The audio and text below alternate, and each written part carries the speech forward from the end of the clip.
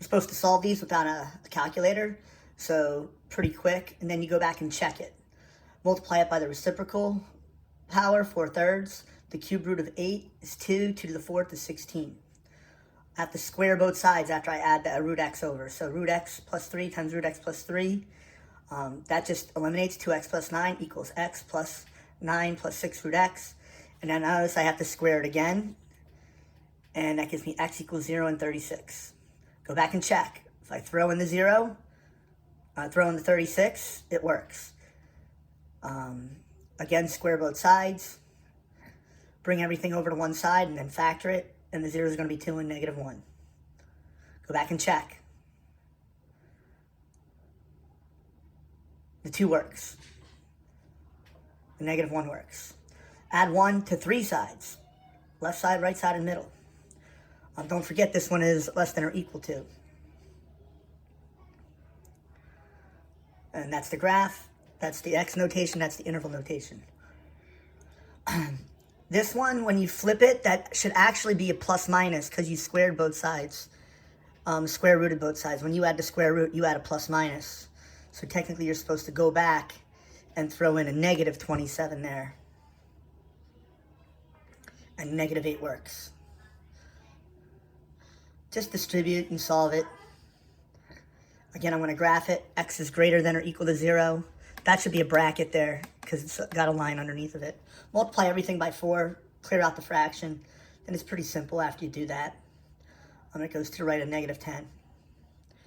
Rewrite it with the common base. 3 to the 4th is 81. This is an or problem. Equal is or. Greater than is or. Less than is and. So it's going to give me 2 possible answers.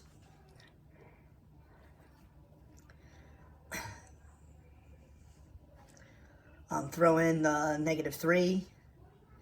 See if negative 3 works. Negative 3 does not work. It's extraneous. Throw in the 1. Yes. Kick that over. You can't do it. There's no absolute value that will ever equal negative 2. This is an and. Less than is an and.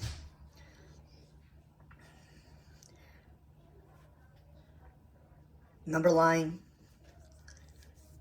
They're both closed circles. And is in between. And goes in. Or goes out. Now kick the 3 over to clear out the fraction. Kick the 3 over to clear out the fraction. And again, or goes out.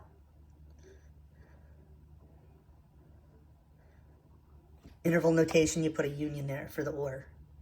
Just cross multiply. Cross multiply.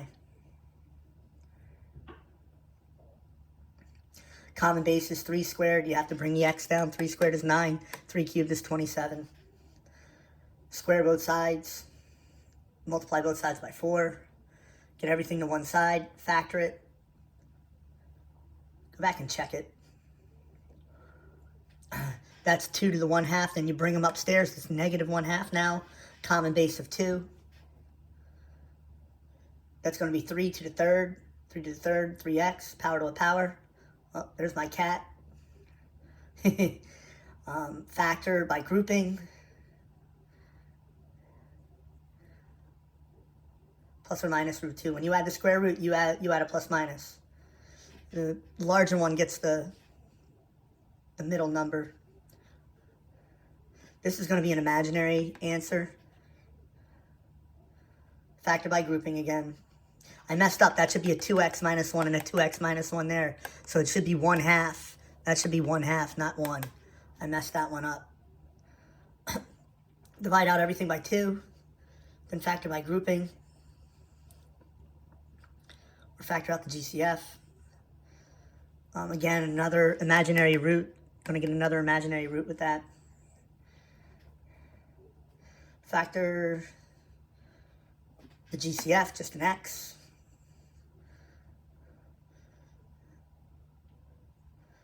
(64). Let's see what times what equals 64. No calculator is kind of rough. 4 times 16, that'll reach 12. 4 negative 4, and then that gives me the imaginary to the 5th. Let's see. I divided out the 5.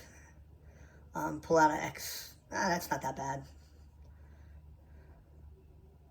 not bad. SOAP, same, opposite, always positive, and you bring down the x and the 10, x times x, 10 times 10, 10x in the middle. This is going to generate imaginary answers. It always does. This is the only real answer, is 10. Then I have to use quadratic formula or complete the square to find the imaginary roots. Complete the square, take half of the middle term, square it, add it to both sides, divide out the 2, clear the fraction. Half 5 halves is 5/4. 5/4 squared is 25/16. Gotta do the arithmetic over there. Again, no calculator is a little rough.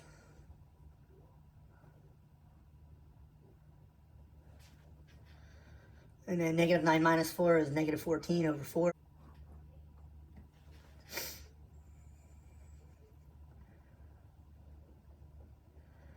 Negative x squared is going to be a maximum. Now I'm going to find the vertex using negative b over 2a. It simplifies the 1. Then you throw the 1 back in to the original equation to find out what the maximum value was. Domain of any polynomial is all reals. The domain is negative infinity to positive infinity.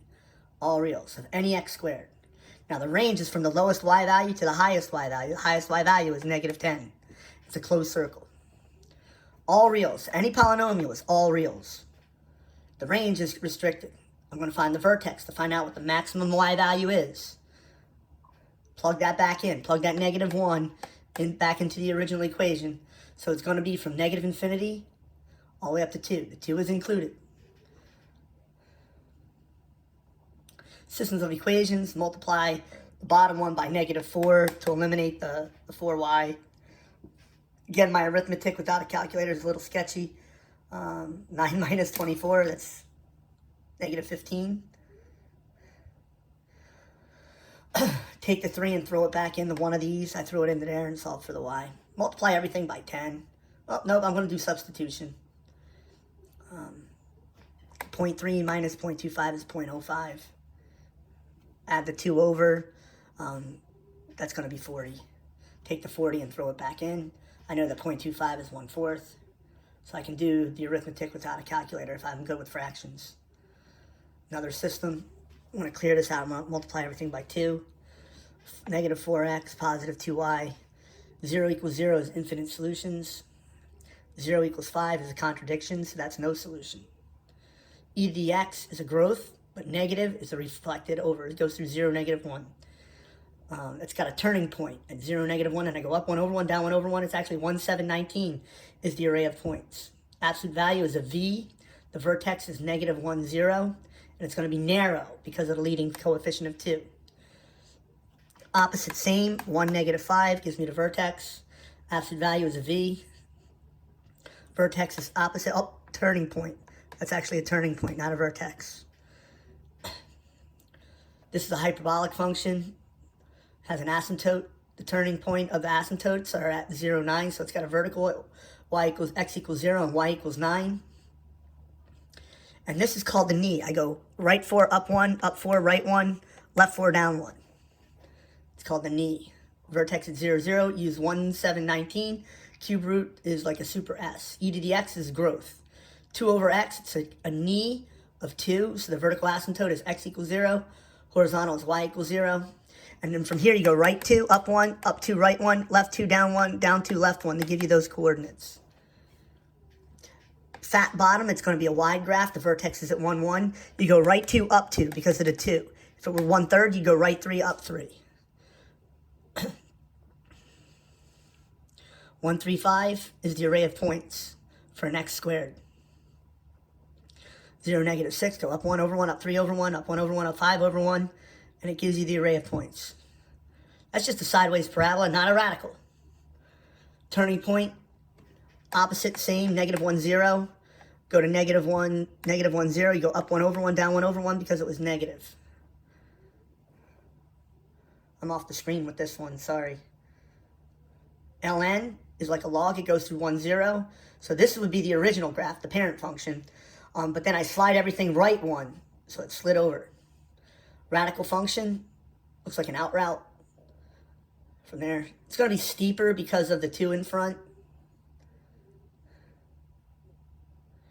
E to the x is the growth function. That's what the original looks like. But now I shift it up 1, so the horizontal asymptote is going to be y equals 1. The negative x flips it the other way. So it's going to be going to the left.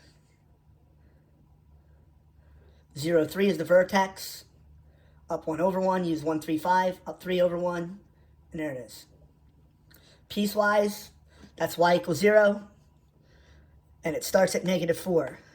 So at negative 4, I'm going to put an open circle because there's no line under it. And it goes to the left because the arrow points to the left. Negative x, I'm plugging in the endpoints. They like to do that at West Boca. They like to plug in the endpoints so you can get the coordinates. So it's going to be negative 4, 4, and 0, 0. And you just connect those dots. And notice it's negative x. Open circle on the 0. Now, because of x squared, I close that circle in because that has a line under it. I misspelled piece, I'm sorry. I had to respell it.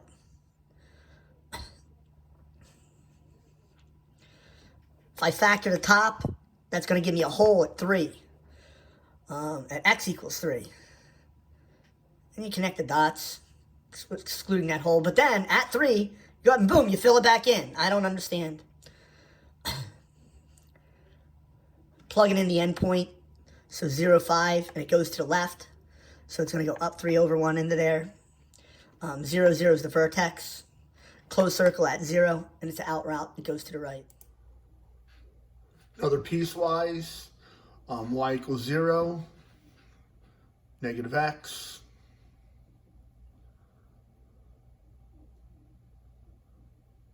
open circle, x squared minus 1, so 0, negative 1, and that's supposed to be an open circle there. It didn't fill it in this time.